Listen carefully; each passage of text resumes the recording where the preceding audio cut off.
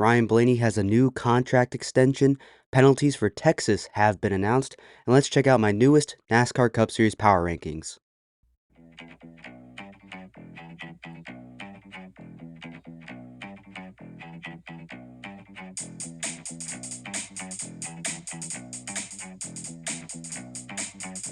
Welcome back to another episode of Talkin NASCAR. I am your host, Andrew. Thank you all so much for tuning in today. We got some news to cover from this past week in the NASCAR world, and we also got some other penalty news from Texas that may be a little bit surprising to you. Got some NASCAR O'Reilly Auto Parts Series and some Craftsman Truck Series races to recap for you real quick. And of course, we'll end this episode, as always, with my NASCAR Cup Series Power Rankings post Texas edition heading into this weekend's race at Watkins Glen. If my voice does sound different, yes, I am sick.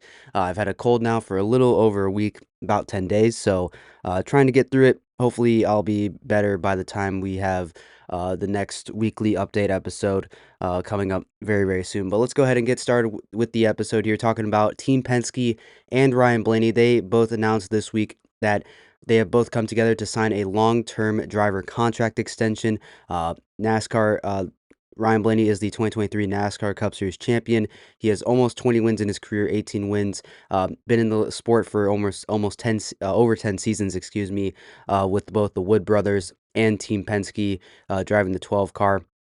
Blaney's been, in my opinion, one of the most consistent drivers in the sport over the last 2 or 3 years, especially now.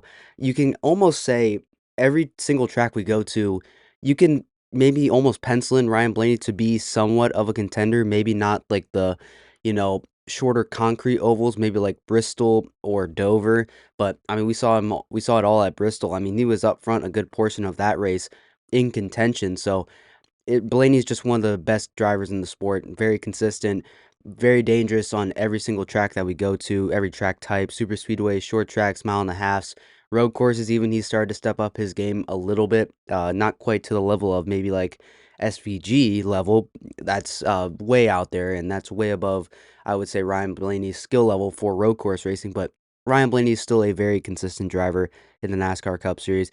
And this also announcement was a continued announcement of Penske renewing their partnership with Menards.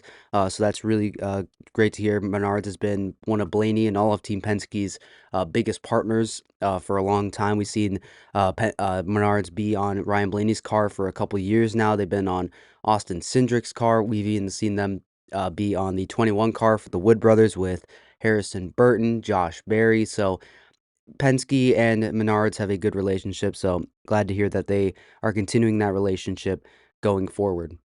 Next up, Catherine Legg will be returning to the NASCAR Cup Series this weekend for her first start of the season, driving the 78 car for BJ McLeod. We saw Catherine Legg a lot last year in the Cup Series and the O'Reilly Auto Parts Series. She drove mostly for Live Fast Motorsports in the 78. Made some oval starts. Is best known for her road course racing background. The British racer. She's a British road course racer, so she's had a lot of success in the road racing world, both in IMSA, I believe, in open wheel racing. She's had some success. So Catherine Legg going to get another opportunity this weekend at Watkins Glen. Expectations are very low. I think it's very obvious to say that she's not in the best car and she doesn't have a whole lot of NASCAR experience. But it'll be good to hear or see Catherine Legg back out on track. We'll see how she does this weekend at the Glen. Moving on, we got an announcement this weekend on Saturday that Watkins Glen will be moving their date back into September, into the Chase for next season in 2027. So they will be out of this spring May date and they'll be moving back into the September kind of fall area of the season. So cool to hear. I mean, this weekend has been a very interesting one for the Cup Series. It's been very rainy, very muddy out in New York this weekend. I think some drivers I've seen actually posting on social media, they've gotten stuck in the mud. No, like I would, yeah, they've gotten stuck in the mud with some of their rental cars, some of their RVs, and that's been kind of funny to see. We even saw it in the O'Reilly Auto Parts Series race yesterday. Sheldon Creed, the underside of his race car got freaking ripped off when he went into the grass. We'll have more on that race coming up a little bit later in the show.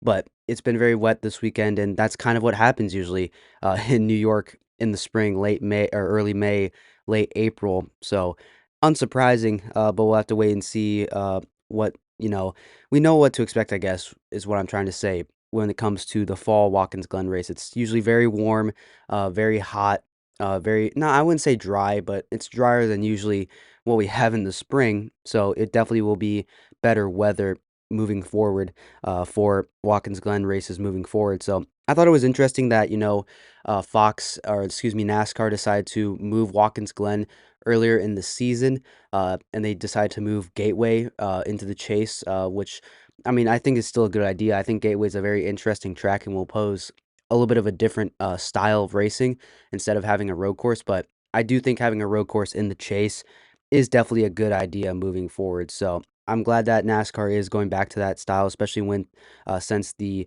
Charlotte Roval is no longer on the schedule. It's now back to the Charlotte Oval, which is another good move.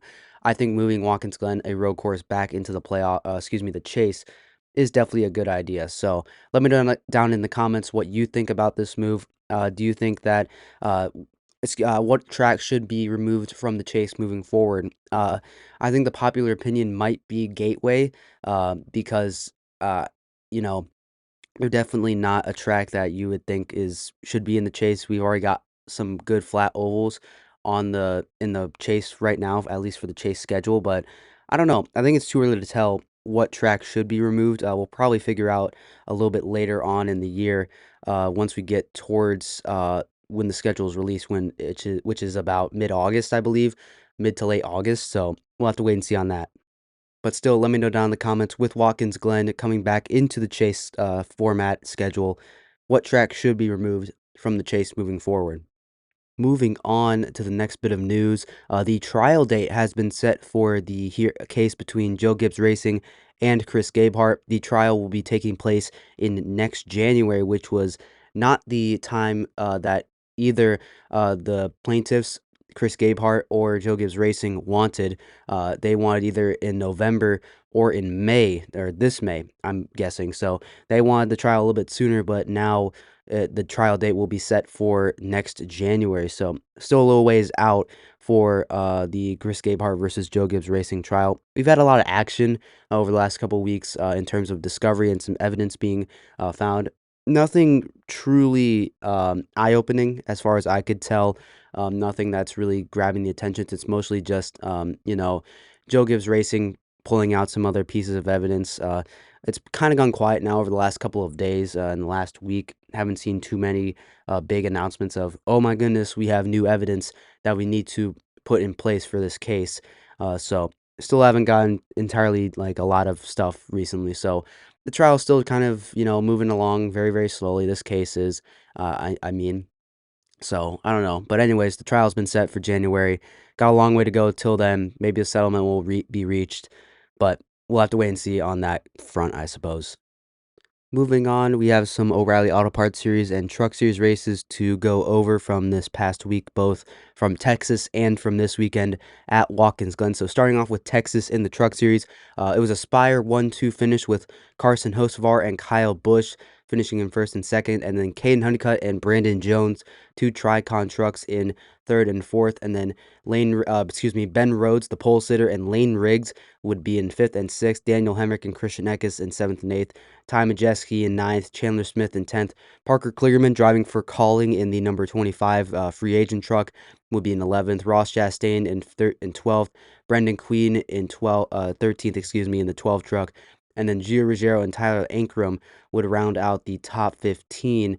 And for the rest of the order, some bigger names towards the back.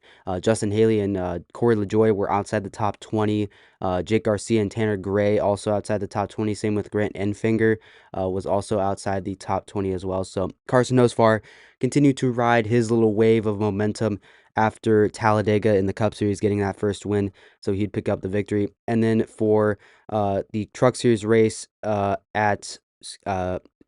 O'Reilly Auto Parts Series race at Texas as well, it was Kyle Larson that picked up the victory in the 88 for Junior Motorsports, and then Justin Allgaier in second Sam Mayer in third place, needing a good finish, finishes in third. Brent Cruz in fourth place, the 18-year-old rookie in the O'Reilly Series for Joe Gibbs Racing in fourth. Parker Retzlaff continues his really solid season for Viking Motorsports in fifth place. Sheldon Creed in sixth. Austin Hill in seventh place. Brandon Jones in eighth. Jesse Love in ninth. Jeremy Clements in his single car operation in 10th place. Carson Gavapel in 11th. Anthony Alfredo in 12th. Sammy Smith and Ryan Segan 13th and 14th, and then William Sawalich would round out the top 15. Connor Zilich was also in the field. He finished in 21st. I believe he got some damage towards the end of this race and was not able to recover. Austin Dillon also in the field. He finished in 23rd, driving a third RCR open car in this race as well. And then Raja Karuth and Taylor Gray outside the top 30. Corey Day, fresh off his first victory at Talladega in 37th. So rough day for those drivers, Karuth Gray and Corey Day towards the back of the grid. And then for the truck series at Watkins Glen, it was Caden Honeycutt actually who got his first career victory in his Craftsman Truck Series career, beating Connor Zilich driving the 71 truck. Zilich was so close. He dominated pretty much all race long. Finishes in second. SVG driving the 4 truck for Nice Motorsports finished in third place. Daniel Hemrick in fourth. Chandler Smith in fifth. Another road course ace, AJ Allmendinger in sixth place. Brent Cruz, he actually started from the pole in this race, finished in seventh, and then 2 calling trucks in the top 10 as well, along with AJ Allmendinger was Minnie Tyrell in the 14. So I believe that is actually Minnie Tyrell's first career top 10, I believe. And then Brendan Queen in ninth, Connor Mozak in the 7 truck for Spire in 10th, Jake Garcia and Corey LaJoy in 11th and 12th, and then Andres Perez, Tyler Reif, and Gio Ruggiero would round out the top 15. And then besides that, looking at the rest of the order, Lane Riggs was outside the top 20. Same with Ty Majeski. Ross Chastain also outside the top 20. Carson Osvar outside the top 30. Same with Ben Rhodes and Grant Enfinger as well. All of them started pretty high up in the field, but ended up not getting so great finishes in this one. Ross Chastain did not have a good start or a good finish. He did lead 17 laps, so he was up front a little bit in this race. So there you go on that. Adam Andretti also in the field for Tricon. He finished in 25th as well. And then looking on at the O'Reilly Auto Parts Series, it was Connor Zilich. No surprise, picking up the victory in the O'Reilly Series, driving for Junior Motorsports in the 1 car for the second straight week. Jesse Love, who he actually passed in the final corner, he would pick up the victory over Love in second place. Jesse Love was leading towards the end of this race. He was out in front, but Connor Zilich slowly ran him down and was able to pass him in the final corner for the lead and take the checkered flag. Taylor Gray in third place. Ross Chastain, another road course, another Cup Series guy in fourth place, and then Brandon Jones and Brent Cruz in fifth and sixth.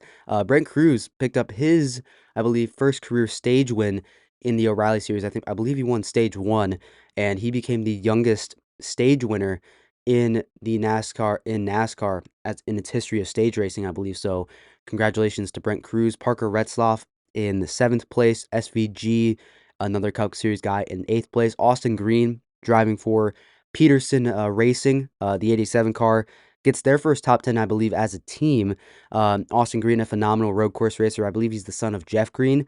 He finished in 9th place. Allgaier in 10th place. Austin Hill, Raja Karuth, Sam Mayer, Carson Gavapel driving for DGM Motorsports in the 91, a small organization. He ends up in 14th, and Corey Day rebounds up to 15th. Sammy Smith in 16th, Harrison Burton in 17th, excuse me. Rest of the order going through it here. Alex Gwinnett, I believe he's a Canadian road course racer. He was actually making his debut this weekend, filling in for Josh Williams in the 92 car for DGM. Sheldon Creed ends up in 29th. I already mentioned it a little bit earlier in the show.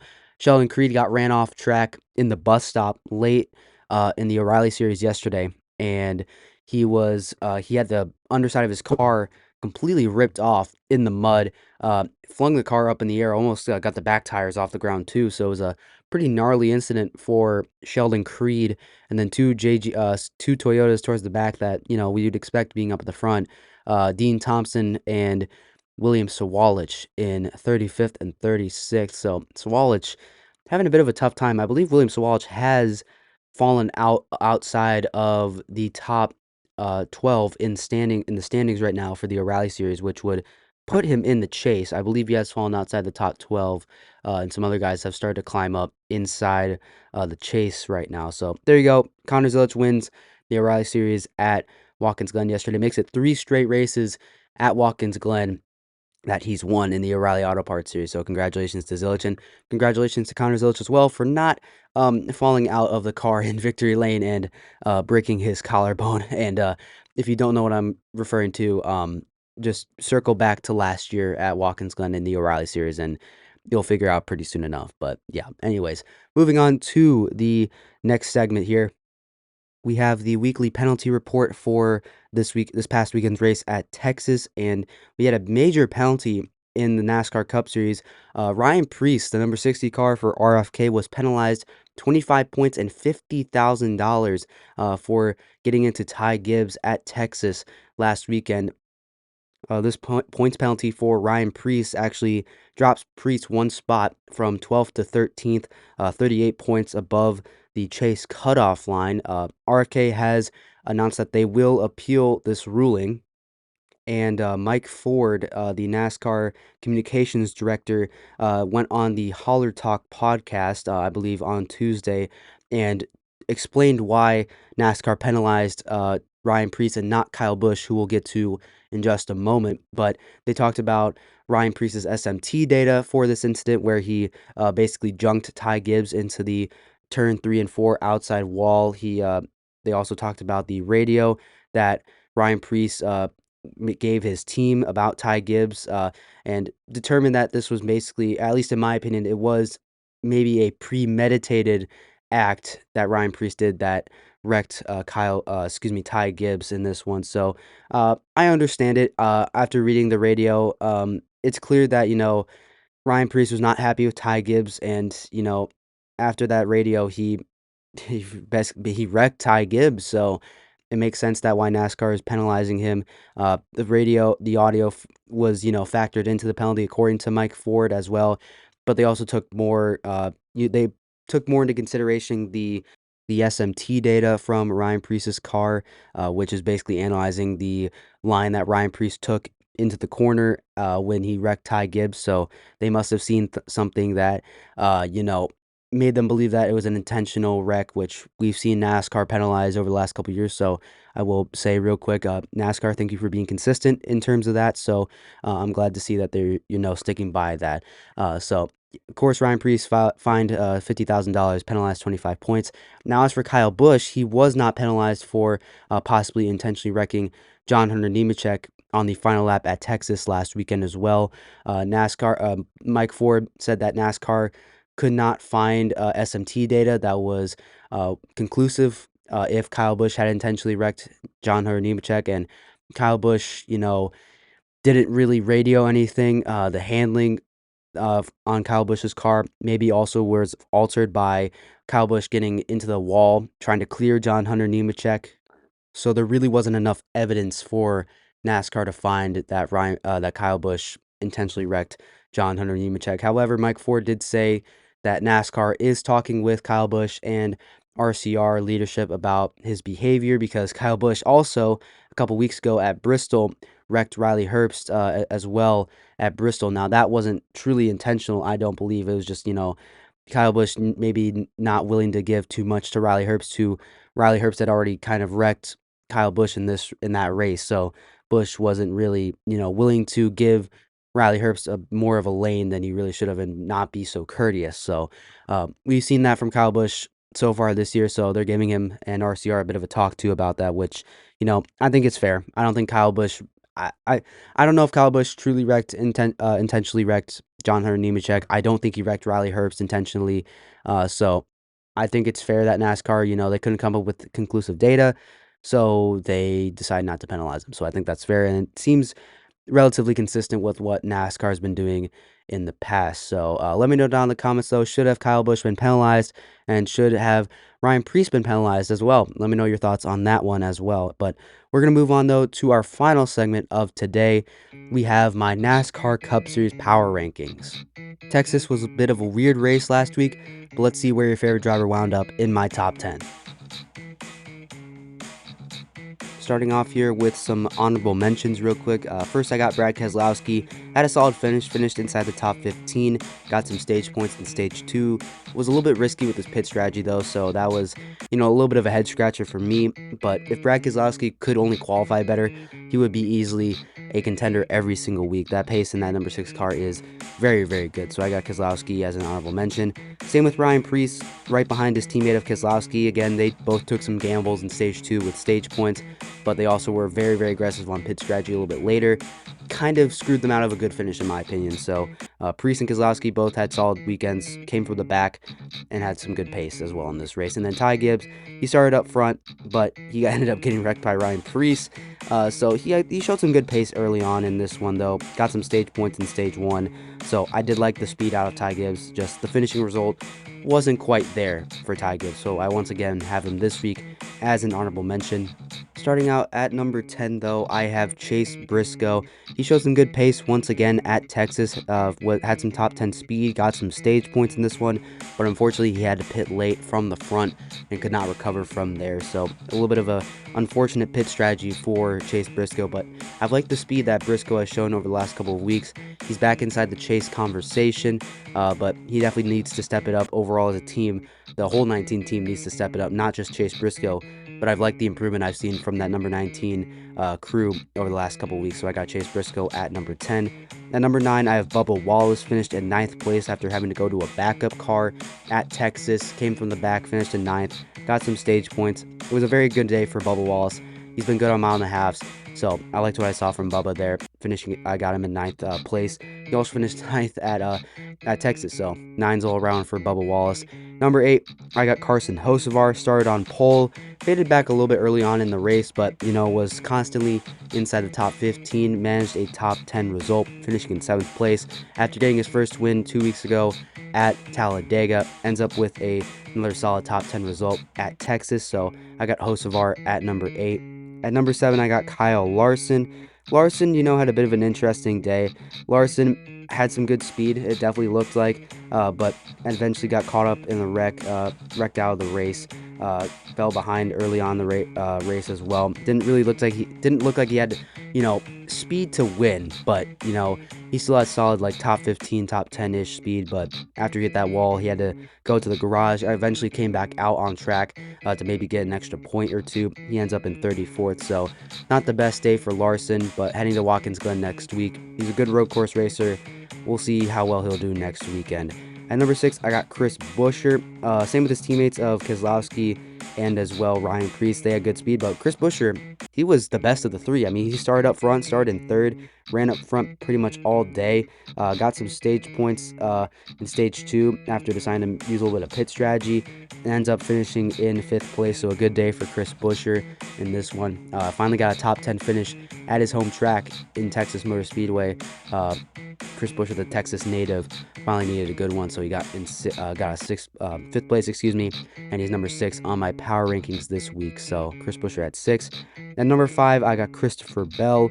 Once again, I think Bell had really good pace. We saw him get some, solid speed in stage 1, but ended up getting caught up in the William Byron incident. He ended up being the first car out of the race. So Bell was leading at the time when he got wrecked.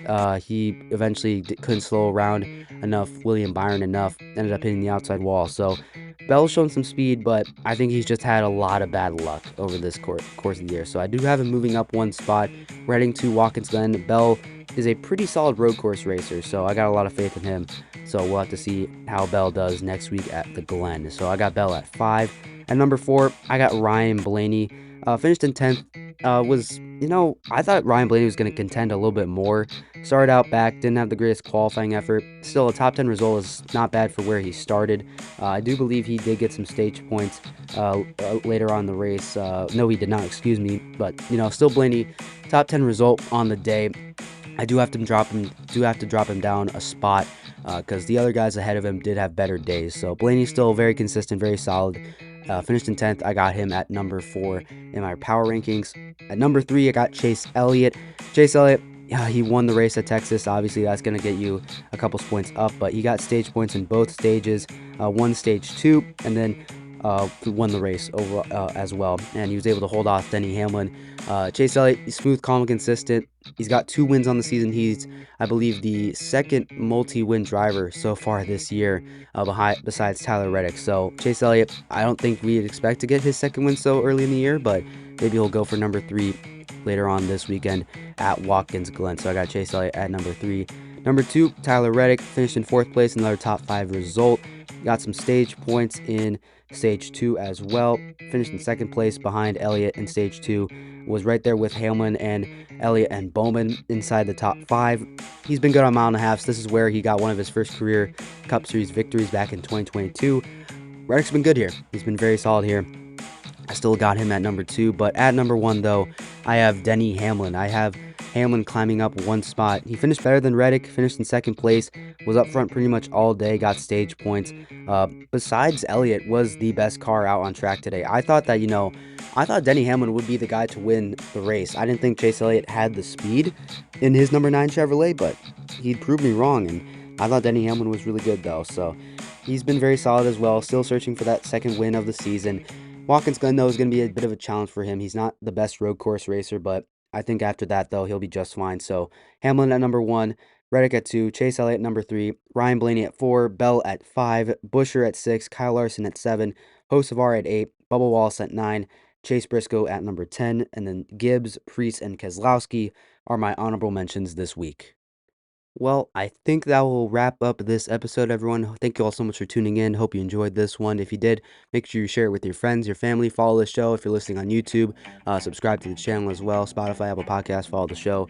Share it with your friends once again. Help grow this show even more. If you like what I'm doing over here, go check out Talking Sports with Miles and Andrew, the other show I co-host with my buddy Miles. Have a lot of good stuff going on over there. Got a lot of stuff to talk about coming up very, very soon. So stay tuned for more on that show. And then stay tuned for more on this show. I got later coming up in not too long from now a Watkins Glen Cup Series race recap and review. So stay tuned for that and more. But that'll do for this episode, everyone. Hope you enjoyed, and I'll see you in the next episode. I still don't know how to do these outros, but maybe I'll figure it out. See you next time, everyone.